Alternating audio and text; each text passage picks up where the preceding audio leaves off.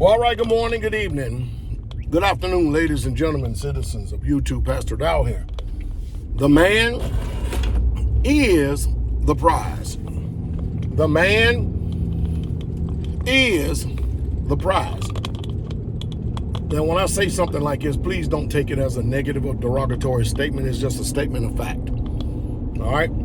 How many of you people out there know pretty much what was the age difference between Mary, her name is really Miriam, but it's translated as Mary in the New Testament, and Joseph, or Joseph. You know, Joseph, the one that was with Mary, the one who had Jesus. You understand the age difference there, age gap? Something like 30 years, if not more. Because Mary was an extremely young girl when she had Jesus. Go check it out. All right? Not only that, but listen to me real close. Lately, y'all have heard me bring out in the videos, people like Al Pacino, and I forget a couple of other people I said.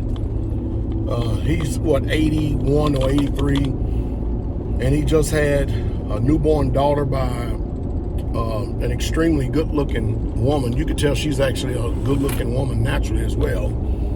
And she's somewhere between 26 and 29. Think about that for a second. That's over 39, 49, 59, 69. That's over a 50-year age gap.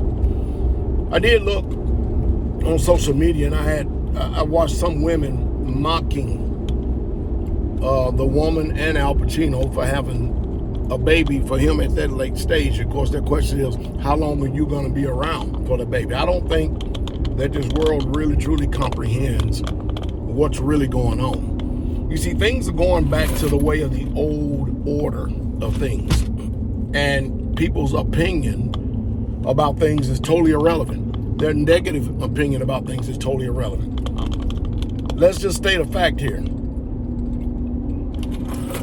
Younger men are not looking to marry women who are 30, 40, 50 years older than them. They're not looking at why. They can't produce no seed. There are literally no value to them. They have a different category that they're in. They're supposed to be in such a wise woman that they're supposed to be able to teach the younger. But it is amazing. Of course, some people say, well, it's because it's money, because it is. Hey, you can say whatever you want. If you ask any woman out there, regardless of whatever charges you may try to levy, it's still totally irrelevant. It's happening with or without your consent. But women, more than anything, desire security in a relationship. They definitely desire security. And they should be desiring leadership. Of course, now a woman has to actually be submissive to the Most High in order to get that part down. Because you think about women today, if they have pretty much spent their youthful years carving out a living for their own selves, and now they have got to put themselves and place themselves under the authority of a man, that's just like almost cussing a woman out, a modern day woman out. But not a woman of a meek and quiet spirit, which is in the sight of y'all great price. But the man is the prize. And you can see it over and over and over and over again, where there are women in their 20s marrying men in their 40s and 50s and 60s, and living a good life too, and enjoying their husbands, and husbands enjoying their wives. You can see that. But again, if there is, I'm not saying that there's some rare occasion out there. There could be a rare occasion to where a 20-something-year-old man marries a 50-year-old woman. But I say rare. The man is the one who ages like fine wine. And I'm going to leave off my other comment concerning the woman, because I want people to listen to what I have to say. See, America has a way that it has taught everybody the way you think marriages ought to be, the way you think relationships ought to be. You think about it. In the days of Moses, when the Torah was written, the law was written? Did they have a wedding ceremony inside of a church where they had a minister saying vows? And did they trade vows and say, do I do, and all this other stuff? Was the state involved? The answer is an emphatic no. How did it happen? Well, a man would inquire about, or the two fathers would actually get together and make a treaty agreement. And the father would tell his daughter, this is who you're going to marry. She would prepare herself for marriage because she knew that was her duty. That was the reason for her whole existence, is to go and help build another man's house. Unlike this pagan marriage of today. And there would be a bride price or either a dowry involved, depending on the status. And they may have some type of a wedding feast. And then they went into the boudoir and consummated, and that was it. She was his wife. No paperwork, no government oversight, no licenses, no fees, no taxation. I just thought I'd throw that in there. None of that. As a matter of fact, the founding fathers of this country got married the same way. Hey, I like you, I'm gonna marry you. And they got married, they consummated, and they were considered husband and wife. So what happened then? Well, somewhere along in the 40s, there was this thing called the miscegenation laws, to where white woman, if she was going to get married to Mandingo, black Mandingo, then you'd have to go get a license to get married. And now, of course, what did the government do? The government said, you know what, man, we got a lot of white women want to marry Mandingo. So, and we're making money off this. Why not we just go ahead and make it so that everybody in the country has to have marriage license? And they did that. They make a lot of money off of it. They also make a lot of money from you contracting with them, out of which they never disclose the terms and the conditions or what the agreement said. There's usually just a piece of paper, but man, you don't even know what's hid behind that paperwork. And so when people like me tell y'all, listen, there's a lot of perks to selling up with the American system, which basically is nothing but ancient Rome. So there's perks. But I would tell you this, you can be born on the soil of the United States of America at one time. You were considered an American citizen. And you had rights to all the rights, the laws, the benefits, the perks, or whatever it is that they came along with being an American citizen. But not today. Let me tell y'all something that's never talked about in churches, but Pastor Dowell would talk about it. If a man and a woman decides to get married on their own with the consent of the father and mother, or consider the father and mother didn't even have a say-so in it whatsoever at all. But let's just say if a man decided he was going to get married to a woman. All right, he got married to that woman, and they did not do a government state contract license agreement. No, they didn't go down to the courthouse and see if it was okay for them to get married. They just chose to do it on their own. And then the man has seed. Let's say he had a couple of sons, a couple of daughters. Now watch this. If that man dies and the woman decides she's going to go and file paperwork with Social Security because that man has worked and paid off into the system for a while and stuff, guess what? If you didn't sign the birth certificate and you didn't get a Social Security number for those children, the state does not recognize you. They don't care how much of an American citizen you were and born on this soil. Rome only takes care of its own citizens. America only takes care of its own citizens. I'm saying something. I hope y'all listen to me. I know. I've got personal experience with it as a pastor. I sit and watch it all the time. We just had a woman who lost her husband, and she's a widow. And they had 3 children. The first child they had prior to them coming to the faith. So they went to the hospital, did the hospital thing, and they, of course, got a state marriage license, and, of course, they got a birth certificate, Social Security number. Man, no problem. So they also had 2 more. He had 2 more other children, 2 sons. Well, anyway, she goes down to the Social Security Administration with the death certificate and tell them, you know, I'm a widow now.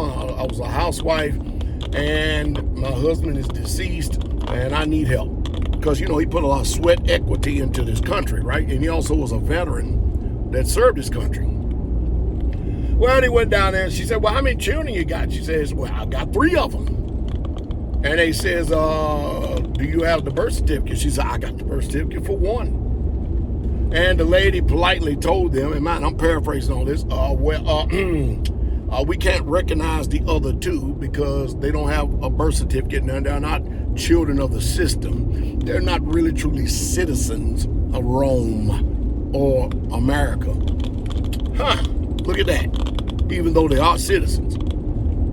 So she ends up getting Social Security for the 1 child and got nothing for the other 2 because she did not have any contracts for them, any agreements. There was no consent given.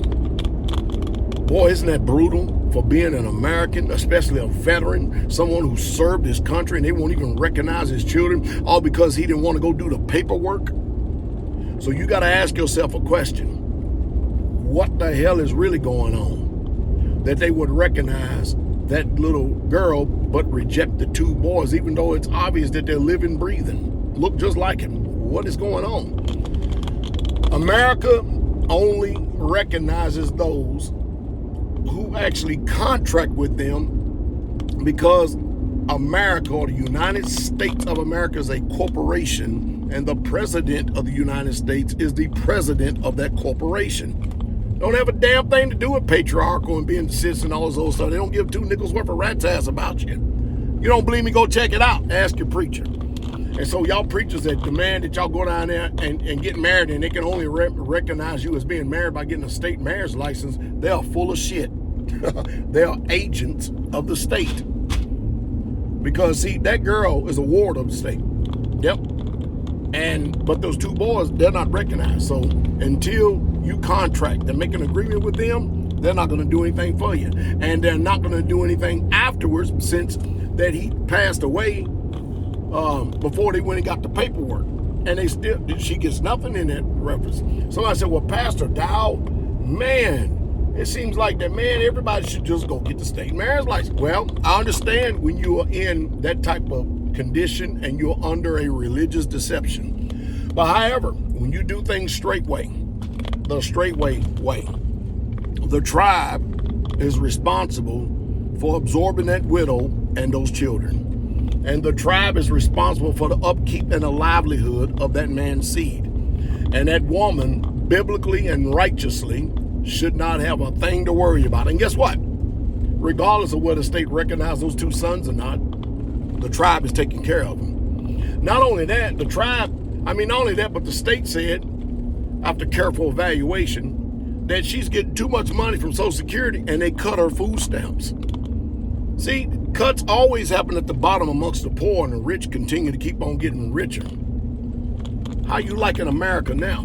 And you know, if y'all would consider what I say, I know it's hard to believe. That's why I need you, instead of just passively sitting there disagreeing, that's why I need you to go do your own independence, due diligence, and research, and check me out and see if I'm right.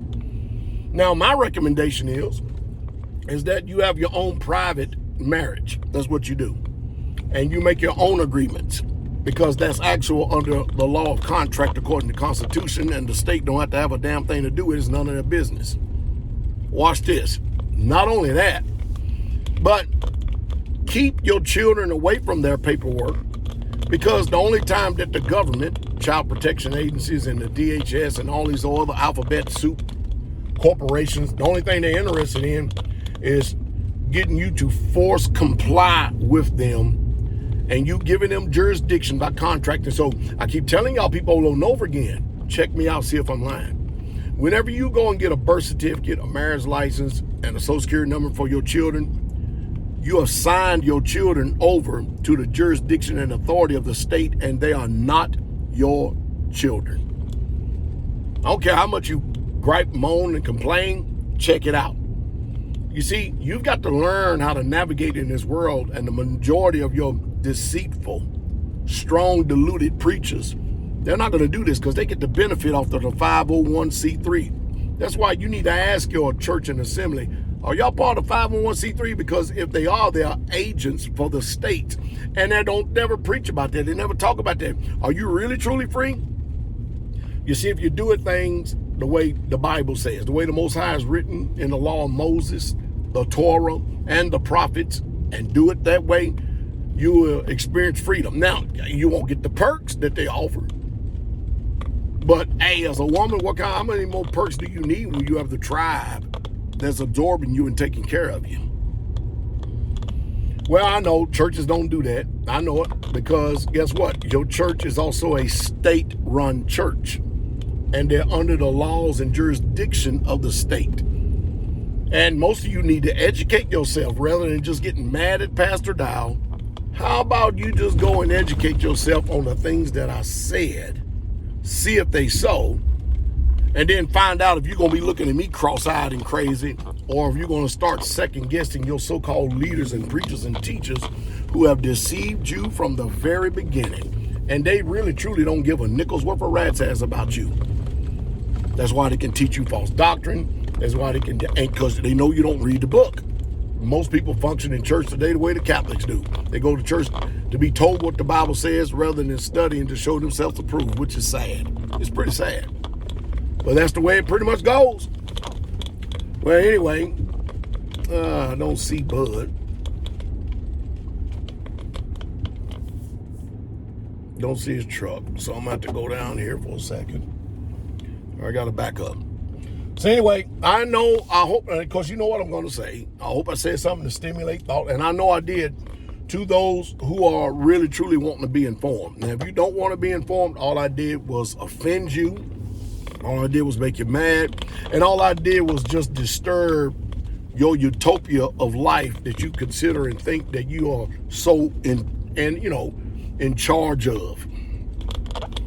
Your children don't belong to you if you've contract with the state. You don't believe me? Watch and see what happens when it's time for them to get involved and you holler, my children. The only time they're your children is when you stay up under the jurisdiction and the control of the Most High Yah by not having any contracts or private contracts or agreement with a foreign entity. I know I lived this stuff.